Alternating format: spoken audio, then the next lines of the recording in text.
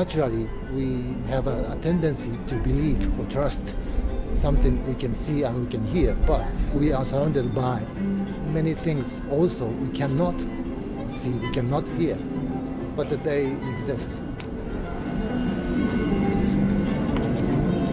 Life is a very rare thing. Life is also made of some bits of cosmos. To get to know what life is, maybe the ultimate question. Art is something very intimate and personal thing. But of course, artists are living with the same age as people live.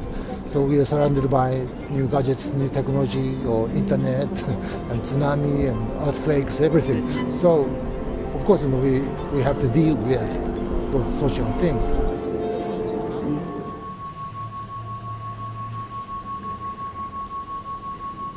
So now we live in a time where we have these digital devices and technology is omnipresent. It's absolutely everywhere. We just notice it more because there's more of it.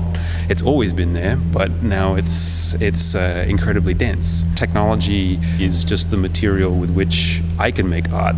I just don't happen to come from a time when the only stuff was pigments and charcoal. Now the stuff around me is these kinds of telephones and communication technologies, and we also don't really have the control of progress and of these technologies. They just happen, and then they have an effect on society, and sometimes it's good, sometimes it's not so good.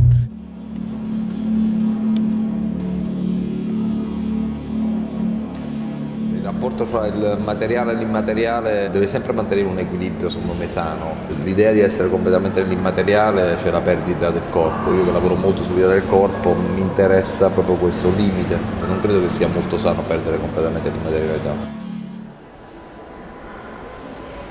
I had the idea of materialize my mother, who is dead. So her portrait is made of nothing but light. It's a portrait of my mother without her being there in any way. When people are wearing the glasses inside the AV, they get stereoscopic, so 2 eyes, depth perception. We can sort of build complete virtual environments around people. It's like the most expensive candle flame you've ever seen. The trick is always the technology and the people.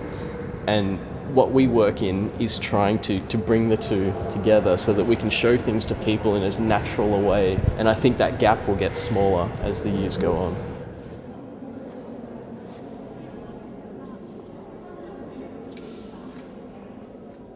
Last century, we have a lot of philosophers speaking about the end of history. Many people have the feeling that we are still in the present. There is not so much change. There are very, very fuzzy change, from the 80s until now. From a cultural point of view, from a social point of view. If you remember, for instance, the conflict between generations, between the people of the 50s and the 60s, for instance, and between the 40s and the 50s and then 60s and 70s, it was 5 years of difference. It was a source of conflict. Now, almost everybody are listening almost the same thing, which is a problem. Absence of conflict is not exactly pushy, but the problem with this present is that now is so present that he is killing the futures and he has almost already killed the history. How do you imagine the future in 20, 50 years? More of the same. I have children, so I hope it's going to work out. You'll have something that just clips over your eyes or even just plugs into the side of your head. Se la tecnologia ha avuto un'evoluzione pazzesca, il pensiero è rimasto a quello di 2000 anni fa, anzi è regredito. Traditionelle Schönheit, zum Beispiel Natur, quasi aufgefressen wird und wieder aufersteht als digitale Tiger, Dinosaurier oder Blauwale im IMAX-Kino, hyperrealistisch. I imagined my youngest son will get to my age in 20, 30 years, how the world will be like. And I was really scared. Since then, I'm organizing this company called More Trees, to plant more trees or maintain the existing forest. We are consuming the natural resources too much. If we seek on this lifestyle, we need 3 or 4 more Earth. So we can't do that. So we have to reduce and we have to reallocate. We have to know the fact first. So the technology will help a lot for that also.